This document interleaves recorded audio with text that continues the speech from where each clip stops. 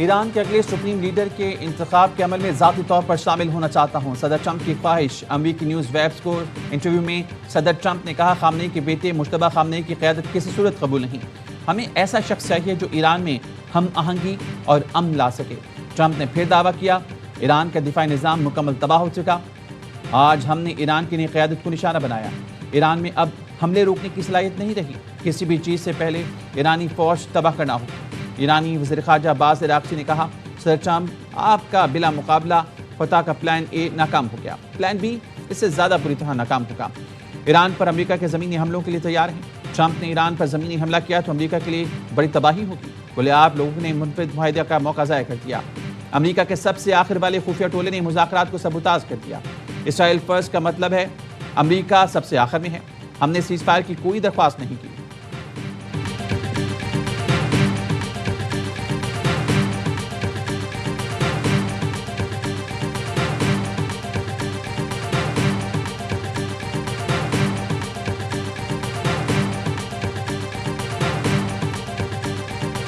ایران نے آپریشن وعدہ صادق کے سلسلے میں حملوں کی 20ویں لہر کا اعلان کر دیا۔ نئی لہر کو ایرانی فوج کے شہداء کی یاد میں یا معز المومنین کا نام دیا گیا۔ ترجمان کے مطابق لہر میں امریکی اہداف اور اسرائیلی افواج کے خلاف میزائل اور ڈرون حملے شامل ہیں۔ ایران اب تک اس جنگ میں 2000 ڈرون اور میزائل حملے کر چکا ہے۔ پاسداران انقلاب کا امریکی لڑاکا طیارے مار گرانے کا دعویٰ۔ ترجمان کے مطابق امریکی F-15 مغربی سرحد کے قریب کریش کر گیا، امریکی فوج نے ایرانی دعویٰ مسترد کر دیا۔ پاسداران انقلاب نے 3 اسرائیلی ہرمیز ڈرون مار گرائے۔ خلیج میں امریکی آئل ٹینکر کو نشانہ بنانے کا بھی دعویٰ۔ عراق سے مسلح کردوں کی ایران میں داخل ہونے کی کوشش۔ ایران نے مغربی سرحد کے قریب کرد علیحدگی پسند گروہوں کو نشانہ بنایا۔ حکام نے بتایا ایرانی فوج علاقے کے کرد عوام سے تعاون کر رہی ہے، اسرائیلی امریکی منصوبے ناکام بنائے جائیں گے۔ عراق کے شہر بصرہ میں امریکی لڑاکا طیارے گرنے کی اطلاع۔ بصرہ پولیس کا کہنا ہے عراقی سیکیورٹی حکام طیارے کے پائلٹ کو تلاش کر رہے ہیں۔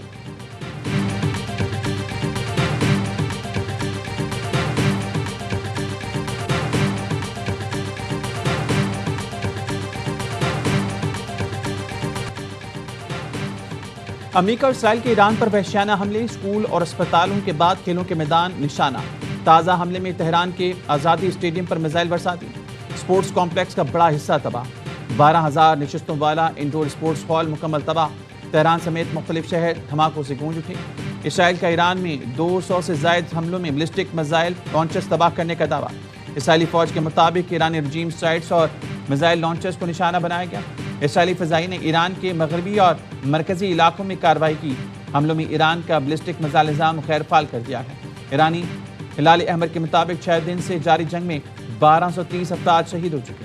ہفتے سے اب تک ایران کے 174 شہروں کے 636 مقامات پر 1332 حملے کیے گئے، ان میں سے 105 شہری مقامات کو نشانہ بنایا گیا۔ 14 طبی مراکز اور ہلال احمر کی 7 عمارتیں بھی نشانہ بنی۔ WHO نے بھی اسپتالوں پر حملے کی تصدیق کر دی۔ اسرائیل کے لبنان پر بھی حملے جاری، حماس عہدیدار سمیت 5 افراد شہید۔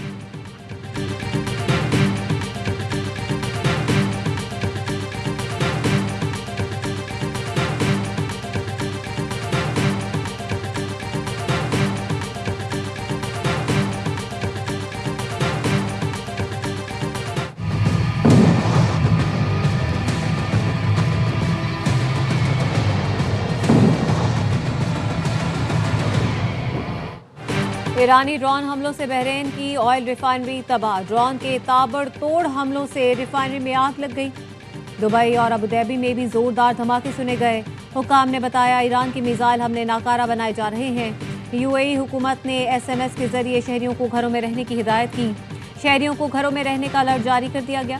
ایرانی فورسز کا عراق کے شہر اربیل میں امریکی فوجی اڈے پر ڈرون حملہ، کویت اور متحدہ عرب امارات میں امریکی فوجی تنصیبات کو نشانہ بنایا گیا۔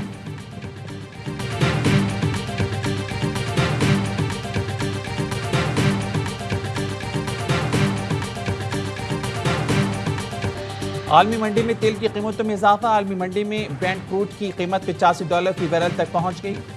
WTI کی قیمت $81.60 فی بیرل ہوگی۔ پاکستان میں صرف 2 ہفتے کے پیٹرولیم ذخائر رہ گئے۔ پیٹرول ڈیلرز کا دعویٰ، ایسوسی ایشن نے اوگرا کے اعداد و شمار غلط قرار دی تھی۔ چیئرمین پاکستان پیٹرولیم ڈیلرز ایسوسی ایشن عبدالسمیع خان نے کہا کہ پیٹرولیم مصنوعات کے ذخائر صرف 14 روز کے ہیں۔ اوگرا غلط بیانی کر رہا ہے، پیٹرول نہ ملنے پر حالات خراب ہو سکتے ہیں۔ آئی جی پیٹرول پمپس کی حفاظت کا بندوبست کریں۔ لاہور میں پاکستان پیٹرولیم ڈیلرز ایسوسی ایشن کے عہدیداروں نے پریس کانفرنس میں کہا پیٹرول طلب کے مقابلے میں 50% کی کٹوتی کر دی گئی۔ پیٹرول 2-3 دن بعد مل رہا ہے۔ آئل مارکیٹنگ کمپنیز مصنوعی قلت پیدا کرنا چاہتی ہیں۔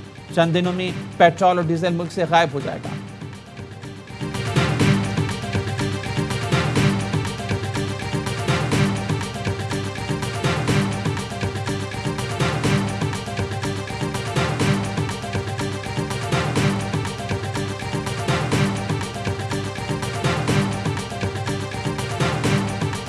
ہمارے پاس کروڈ، مو گیس اور جو ڈیزل ہے اس کے ذخائر موجود ہیں۔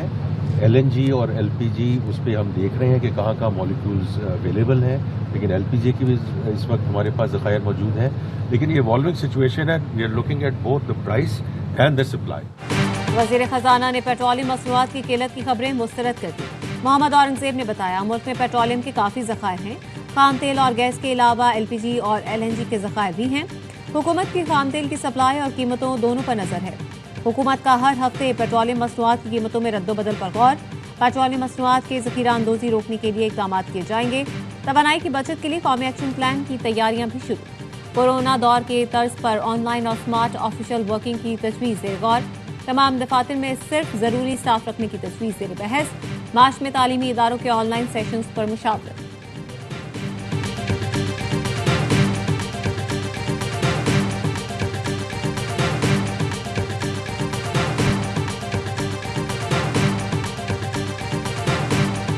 آذربائیجان کے ایئرپورٹ پر ڈرون حملہ، صدر الہام علیوف نے ایران سے فوری معافی کا مطالبہ کر دیا۔ الہام علیوف نے کہا ٹرمینل بلڈنگ اور ایک اسکول سمیت سویلین علاقوں کو نشانہ بنایا گیا۔ ایران نے آذربائیجان پر حملوں کی تردید کر دی۔ نائب وزیر خارجہ قاسم غریب آبادی نے کہا ایران اپنے دوست ہمسایہ ملکوں کو ہدف نہیں بناتا۔ ایران کے امریکی اڈوں پر حملے جاری، دوحہ میں مسلسل دھماکے۔ قطری وزارت دفاع کا کہنا ہے اس کا فضائی دفاعی نظام میزائل حملے روک رہا ہے۔ قطری حکام نے شہریوں کو ہنگامی الرٹ بھی بھیجے۔ سعودی وزارت دفاع نے بتایا الجوف میں ایک اور ڈرون مار گرایا۔ الخرج کے قریب 3 ڈرون مار گرائے۔ کویت کے قریب کارگو کنٹینر کو نشانہ بنایا گیا۔ حکام کا کہنا ہے کنٹینر کویت کی حدود سے 60 کلومیٹر دور تھا۔ عملہ محفوظ رہا۔ ایران نے آج بھی یو ای پر 7 میزائل اور 131 ڈرون فائر کیے۔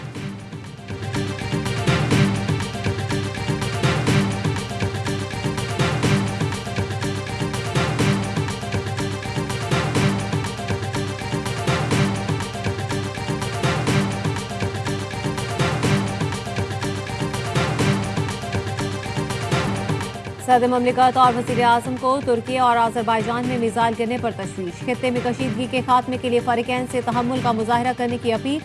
شہباز شریف کی ملائیشین ہم منصب اور انڈونیشیا کے صدر سے ٹیلی فونک گفتگو۔ ایران پر اسرائیلی حملوں اور مشرق وسطیٰ میں بڑھتی کشیدگی پر گہری تشویش کا اظہار کیا۔ فریقین پر زیادہ سے زیادہ تحمل کا مظاہرہ کرنے پر زور دیا۔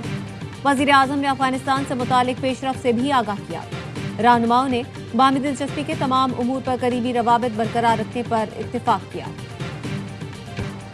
برطانیہ کا خلیج میں دفاعی آپریشنز مضبوط کرنے کے لیے مزید 4 ٹائفون جیٹ طیارے بھیجنے کا اعلان۔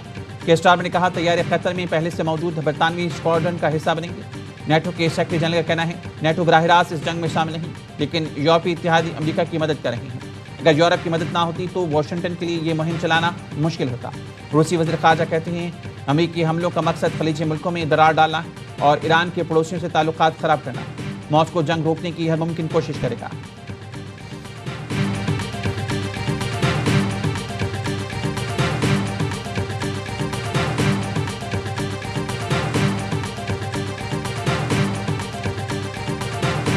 ایران کے خلاف جنگ میں امریکہ کو اربوں ڈالر کا نقصان۔ ایران کے خلاف جنگ کے پہلے 100 گھنٹے میں امریکہ کو 3.7 ارب ڈالر کا نقصان ہوا۔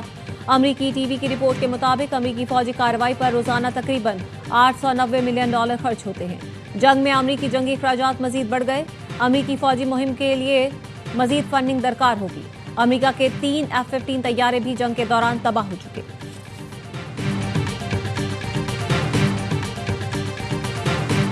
ٹی ٹی پی لیڈرشپ ہمارے حوالے کرو، پاکستان کا افغانستان سے دو ٹوک مطالبہ۔ سیکیورٹی ذرائع کا کہنا ہے پاکستانی بگرام میں اپنا ٹارگٹ حاصل کر لیا۔ افغان طالبان کے امونیشن سپورٹ کا انفراسٹرکچر تباہ۔ اہداف کے حصول تک افغانستان میں کارروائی کرتے رہیں گے۔ پاکستان نے کسی بھی شہری علاقے اور شہری کو اہداف نہیں بنایا. افغانستان ماسٹر پراکسی بن گیا ہے. ہمارا اس کو فتح کرنے کا کوئی ارادہ نہیں. افغان عوام رجیم چیلنج کا فیصلہ خود کریں گے. افغانستان پر ایک جتھا مسلط ہے جو دہشت گردی پھیلا رہا ہے. افغان طالبان رجیم پاکستان کے خلاف جہاد کرنا چاہتی ہے تو شوق سے پورا کر کے دیکھ لیں. افغان طالبان رجیم فورسز دہشت گردوں کو تحفظ دینے کے لیے مختلف مقامات پر حملے کیے. پاکستان میں موجود غیر قانونی افغانوں کو اپنے ملک جانا ہوگا.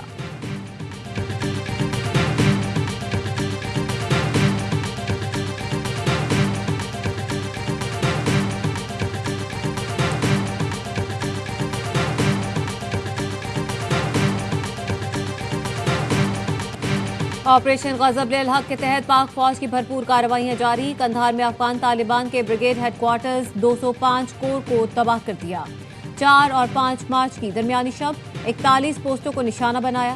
افغان طالبان اور فتح خوارج کو بھاری جانی و مالی نقصانات کا سامنا کرنا پڑا.